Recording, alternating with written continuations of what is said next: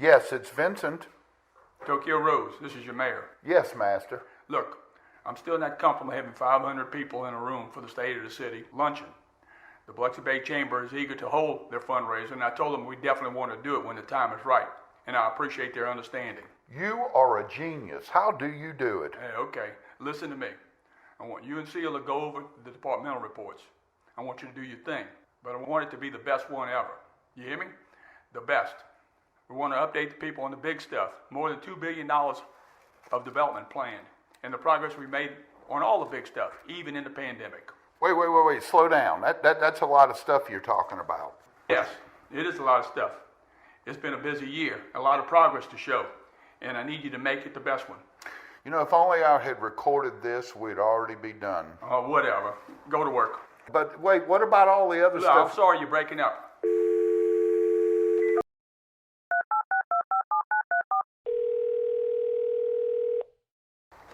Public Affairs, this is Cecilia. Okay, we have direction from the genius. Cool. What does he want in the presentation? Everything. Everything? COVID? Yes? The North contract? Yes, it's completed. The storm debris? Yes, it's all been hauled away. The Broadwater and Tivoli? Yes, nearly $2 billion in development announced. The fire department? Yes, we have one of the best in the country. And you better not forget, he lowered the water bills. In fact, you better mention that more than once. That's a lot of stuff. How are we going to get all that in? You're breaking up. Whatever. We should have recorded this. We did.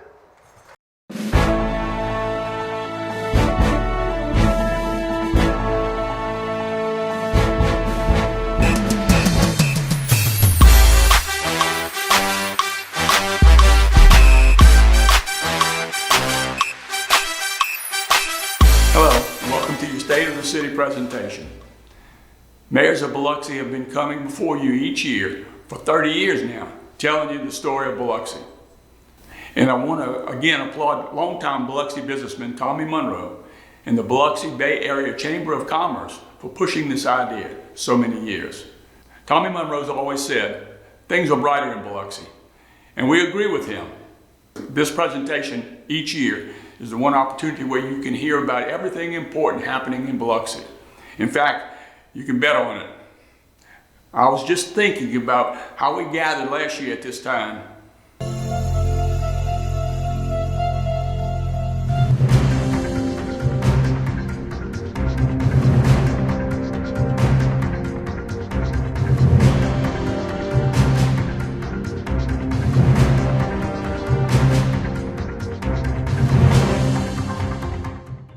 Well, okay, I may have not been totally right in a couple of things, but one thing I wasn't wrong about, and have never been wrong about, is the strength and resiliency of the people of Biloxi. 2020 will be the year of COVID and its impact on our way of life. Biloxi will not be defined by a virus or a pandemic, just as we were not defined by Zeta, Katrina, or Camille, or an oil spill or anything else. COVID-19 overshadowed nearly everything in 2020. And now in many ways it still does. Like many of you, the threat of this virus and the need to stem its spread has occupied a good bit of my time. The bottom dropped out in mid-March 2020, and we're clawing our way back right now. But early on, my fellow mayors and I teleconferenced 2 or 3 times a week to discuss what we were seeing and what we were doing. We reviewed CDC guidelines and Governor Tate Reeves' executive orders. I met with Biloxi business owners from various segments, along with the leaders of our church community. We told them what to expect when the doors reopen and when things come back. Our challenge in Biloxi is that visitors drive our economy. That's nearly 7.5 million visitors a year, mainly to the casino resorts, beaches, golf courses, but also to the special events we usually have throughout the year. COVID vaccinations are now the light at the end of the tunnel. But we continue to look at the number of new positive tests and the number of hospitalizations during any decision-making process. We made the decision a few weeks ago to cancel Mardi Gras parades this year. We continue to look at other events. We continue to press. Please wear a mask, keep your distance, act responsibly, and avoid social gatherings. The risk is real. We all know someone who has died from COVID. As mayor, As a father, as a grandfather, I ask you again, be smart. Don't get the idea that COVID stopped our world. To the contrary, it hasn't. I want to give you an overview of the progress we made and the many things we're doing to improve your quality and our quality of life.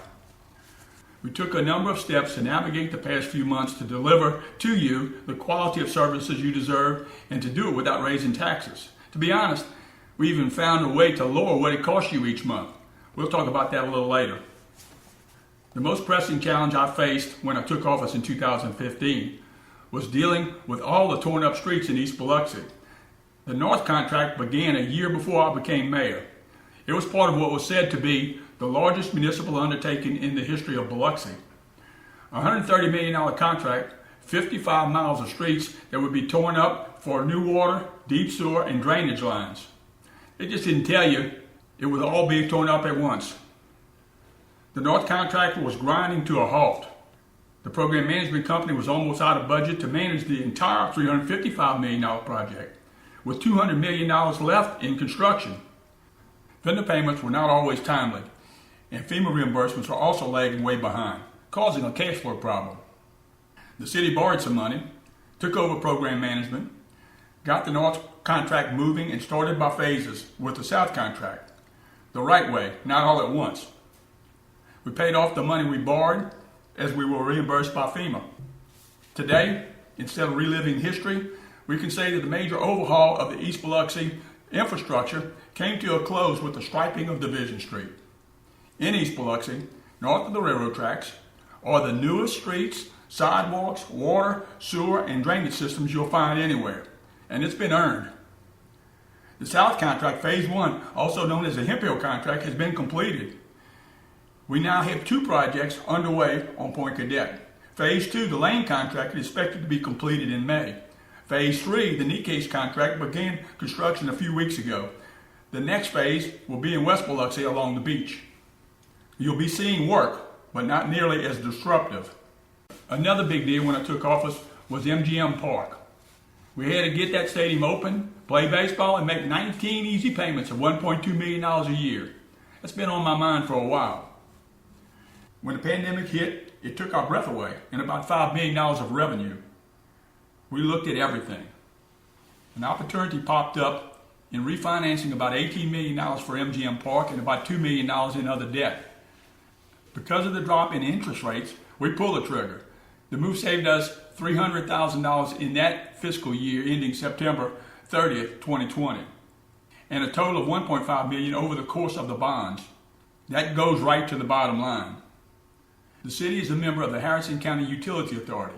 Our share is 42% of the authority's $100 million debt. Biloxi's debt service to the Utility Authority is $3.9 million a year. During the Utility Authority FY 2021 budget process, I pointed out Biloxi's experience with refinancing debt. The Utility Authority engaged the same financial and legal team to determine the opportunity. That trigger was pulled, resulting in $1.3 million a year reduction in debt service for the city of Biloxi. Soon, almost all Biloxi residential and commercial customers will see a Harrison County Utility Authority debt reduction of 50 cents per 1,000 gallons of water used. If you use 4,000 gallons, your utility charge will be $15.20. Your debt reduction will be 4 times 50 cents or $2. As I mentioned, we had to look at every aspect of our finances. We put the brakes on spending. Before the pandemic, in fiscal year 2020, beginning October 1, 2019, we had projected $62.2 million in general fund expenses, but we had actual expenses of $58 million at the end of the fiscal year, September 30, 2020. We had also projected $59.4 million in revenue and actually received $58 million. Given the situation, I'd say not too bad. The nearly 650 City of Biloxi employees forged on, despite the challenges of the pandemic, storms, and near misses. And when Hurricane Zeta actually hit, it was the first significant storm since Katrina 15 years ago. In fact, Mississippi Power had to bring in 1,700 people from 20 states to work the restoration event. The power was back 5 days after the storm. Our crews and contractors hit the ground days after the storm, and when they wrapped up operations at the end of January, 3 months later, they picked up 300,000 cubic yards of debris. I appreciate all the work our citizens, contractors, and public works crews did to make our city beautiful again. Progress was made on some transformational projects. The new gateway to Keesler Air Force Base is under construction. When complete, it's going to be a 4-lane boulevard from I-10 directly to the new, safer, more secure main entrance to the base. Keesler has its portion of the roadway inside the gate complete, and now attention turns to the security areas and the new base visitor center. Over on Howard Avenue, we started the ball rolling with the brick roadway. Now, work is underway to transform the old Josette's building across from MGM Park into 23 high-end apartments with 2 ground-level retail spaces. At the old Magnolia Hotel, Jordan Eco's restaurant, Fields Flights, is going to be open in a few months. It will have an oyster bar on the first floor, tables throughout the building and balconies, a glass walk-in cooler for dry aging steaks, and a marble countertop on the second floor. We're all excited to see things happening at the Bark building. The project achieved some major milestones in 2020. The old JCPenney building has been vacated and is being prepared for renovations. Renderings and construction drawings for the apartments and building facades should be completed in the coming weeks. By day, you can see the growing number of murals. By night, the string of lights bring a new look downtown. There's even a new downtown park, the District Green. Lunch is served regularly. It's going to be a happening place. Last year we told you about axe throwing and a few other new businesses. Downtown, a new restaurant, Greenhouse Biloxi, has opened with a record shop right next door. It's a niche business tapping into the vinyl record market. They even sell posters too. Marley's Music, which opened at the beginning of the pandemic, had actually improvised and survived through online auctions reaching customers across the country. The second phase of the West Biloxi Boardwalk has been completed, from Veterans to Camellia Street. Now, the whole boardwalk is enjoyable and walkable from Shark Edge to Treasure Bay. The contractor has been given notice to proceed with the Bay View Boardwalk, a $2 million project for the building of a beautiful concrete promenade along Back Bay Boulevard with access to the water from Forest Avenue to Kensington. Another $2 million project has been awarded for a seawall walkway from Oak Street to the small craft harbor. We talked about this for years. It's not only going to give us a beautiful walkway, but it will have an 18-inch knee wall to help keep sand off the Highway 90 and on the beach where it belongs. This stretch will be a pilot project for what is needed all along the beachfront. Parking lot paving and landscaping has been completed, along with the interior improvements at the Woolmarket City Center. It includes the Harrison County Library and a new place for special events and family gatherings. A ribbon cutting will be soon scheduled.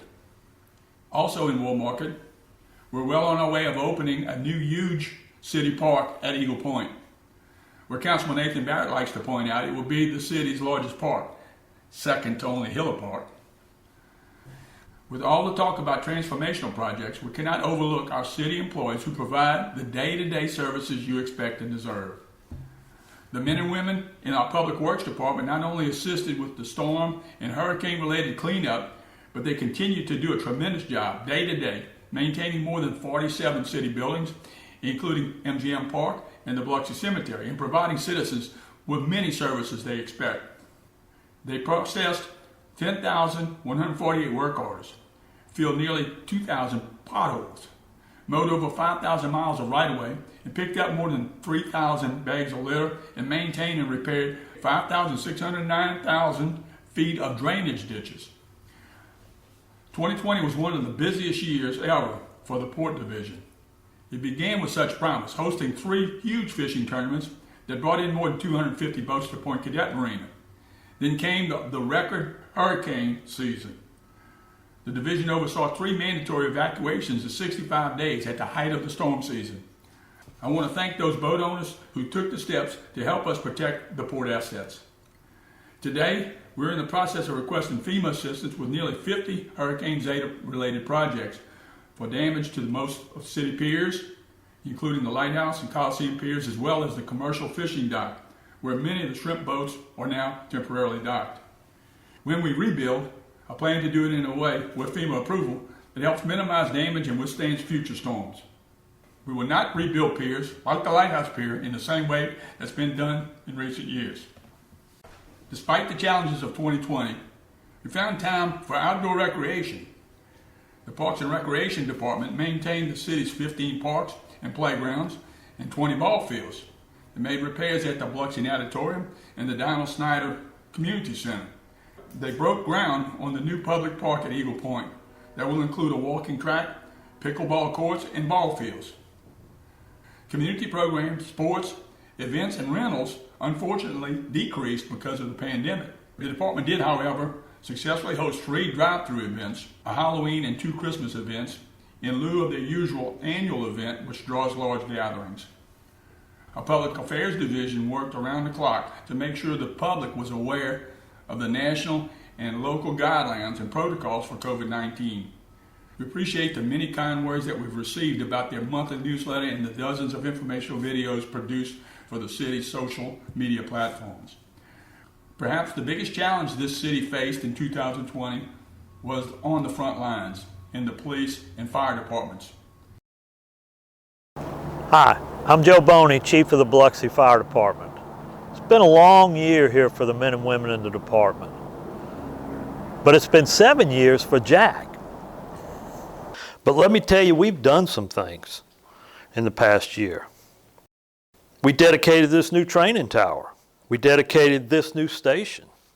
We dedicated a second new station. We brought 2 new trucks online, and they're green trucks because of the efficiency we built in. And let's not forget that just a month ago, in December, we were able to notify Mayor Gillich that because of his support and the support of the City Council, we now have a Class 2 fire rating. Fire departments across the country are graded from 10 to 1, 1 being the best. By being a Class 2, we're in the top 2% of fire departments in the country. That means you enjoy discounts on fire insurance for your home and business. And it also tells you the quality of a fire department that you have serving you. We answered 7,026 calls for service, 4,490 of which were medical emergencies. We had a few fires too, 306 of them to be exact.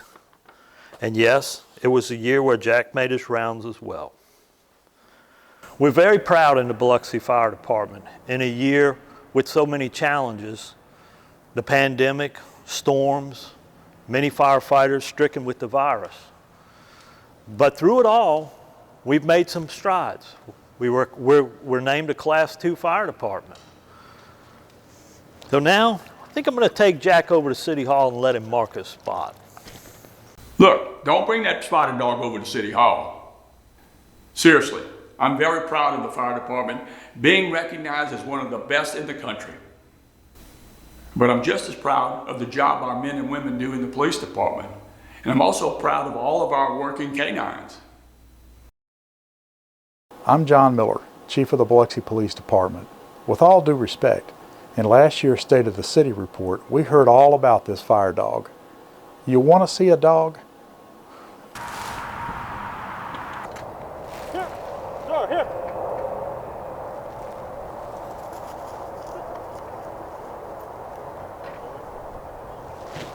We have 8 of these magnificent animals trained in bomb detection, narcotics detection, and apprehension.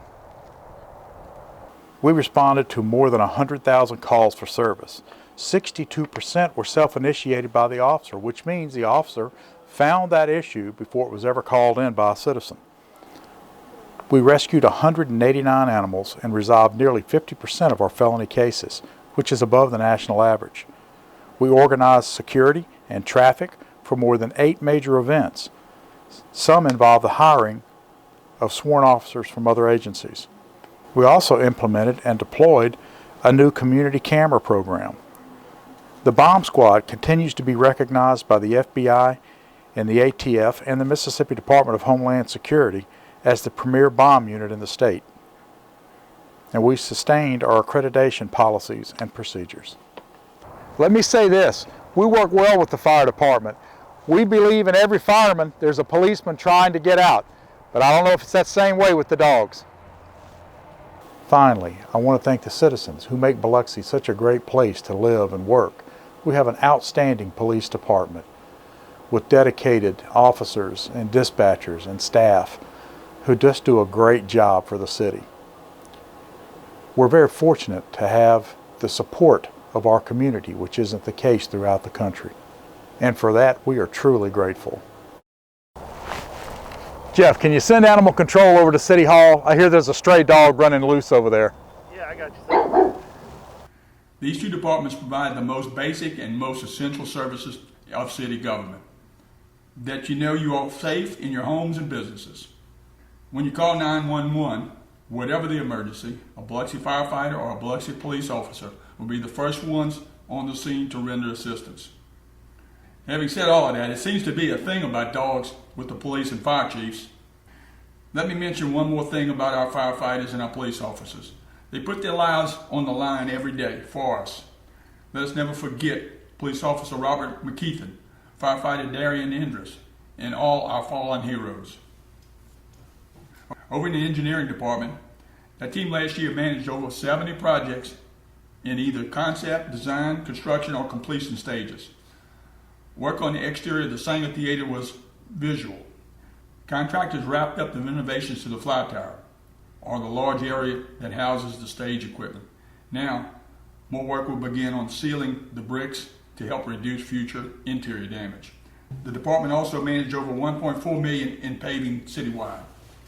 Last year, the Community Development Department issued nearly 4,500 permits, including 465 for commercial structures and 968 residential structures. We saw a $30.8 million increase in overall construction valuation from 2019. We saw completion of apartment complexes, homes, and businesses such as Pep Boys Automotive on Highway 90, Shipley Donuts on Pops Ferry, and the Cannery Bar and Grill on Shriners Boulevard in Wool Market. We saw Biloxi Station number 7 on Pops Ferry open. We saw permits issued and construction begin for the new community bank building in downtown, the new Biloxi Public Schools Performing Arts Center, and the Margaritaville Amusement Park, just to name a few. In December 2020, our City Council and Harrison County Board of Supervisors unanimously approved the development incentives that sets the stage for two of the most significant projects for the future of Biloxi, our coast and the state of Mississippi. It's even more exciting when you consider it will be happening in the middle of this pandemic. One project is the U-Music Broadwater development located on the old Broadwater property. It's estimated to attract 2 million new visitors a year, with a world-class $1.1 billion resort that would include a 12,000-seat atrium, a new marina and golf course, and 1,100 hotel rooms and a casino. The other project, located on the old Tivoli Hotel property in East Biloxi, is the Tivoli Resort and Convention Center. It's a $700 million project with 1,300 hotel rooms, a casino and convention center. The property was acquired in 2007, and plans have been on the table for 10 years. Amazingly, today, they're both moving forward. So it is. We come to you again today with another report about the state of your city. We dare to have a vision based on what was and what could be. We stand ready to deal with whatever comes our way. Like another story that occurred 50 years ago, when one of our own dared to have a vision and a plan. Then comes the unexpected and the adversity. It was a story that had the entire world sit up and take notice. In a few months, we'll be celebrating the 51st anniversary of Apollo 13. We plan to pay a long overdue tribute to our own hometown hero, Apollo 13 astronaut Fred Hayes. And what better time? Fred and his fellow astronauts were on their way to the moon when they launched at 1313 on April 13, 1969. They had a plan to go to the moon, and then the unexpected happened. Fred faced his adversity 50 years ago, and it took a lot of people working together to bring Apollo 13 home. Part of that plan was to be able to pivot when needed. It's just like us here in Biloxi. We have a vision of what the city can be, and we have a plan to make it happen. We capitalize on our strong suits: waterfront access, natural beauty, friendly people, a safe community with a low cost of living, and a place that millions want to visit each year. We have the benefit of living here, and we have the obligation to see that Biloxi remains, as Tommy Monroe and Fred Hayes would say, a brighter Biloxi. God bless all of you, and God bless Biloxi.